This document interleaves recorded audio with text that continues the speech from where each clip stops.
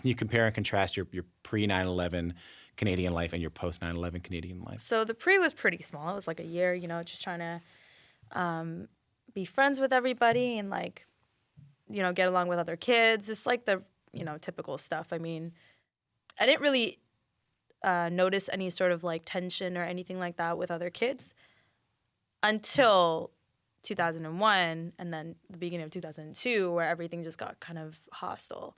And I would hear these terms like packy being thrown around. And I'd be like, what does that mean? Like, why? Kids certainly, like, they stopped talking to me all of a sudden. Obviously, the bullying started. They were like name-calling, terrorists, go back to your country, things like that. And at that time, I was like, I don't know what's going on. Is it my fault? Obviously, I didn't watch the news as a kid, so I had no idea why there was this shift. Like, everybody just started hating me. And so, obviously, as a kid, you just start taking it out on yourself. Yeah, so you blame yourself for it. Yeah, and then what happens is that you start stripping your culture little by little because it's getting, you're kicked every day. Like, it's getting like, if something is leading to a child being bullied, that kid's going to do whatever they can to not get bullied. So I stopped sort of mentioning where I was from. I stopped talking about my culture. I stopped bringing like Indian food to school. Like I told my mom, don't pack me like kebabs. Like don't give me all this stuff. Like it smells like curry and kids bully me and this and that. So little by little, these things just kind of like took over my life to the point where I was like caring too much about not seeming brown because I knew that would hurt me. And what was we talked about a turning point earlier.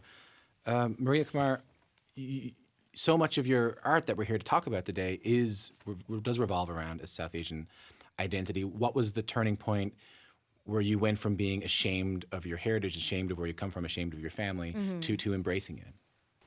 It's weird because up until like high school or college, you're kind of raised hearing all these little things like who you are is wrong, what you eat is disgusting, what you wear is weird, your Bollywood music is it, you guys only watch that, like do you know what this means, like little things like that, to girls all of a sudden wearing bindis at Coachella.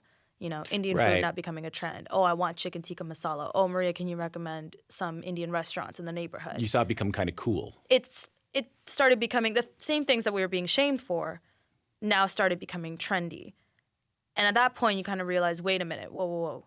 So that was your problem the entire time? That wasn't me? That was, So that was kind of like, you take it back and you go, my whole life, the thing that I've been shamed for is now a trend. What does this mean for me? Was I really in the wrong?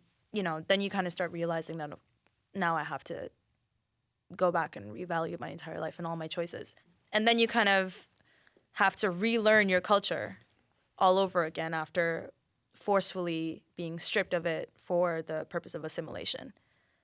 And that's kind of what the art kind of talks about or represents, right? What do you mean that's what the art talks about, it represents? Well, it's like looking at Indian culture through the eyes of somebody who, is full-on assimilated in Western culture, but is still trying to embrace their Indianness.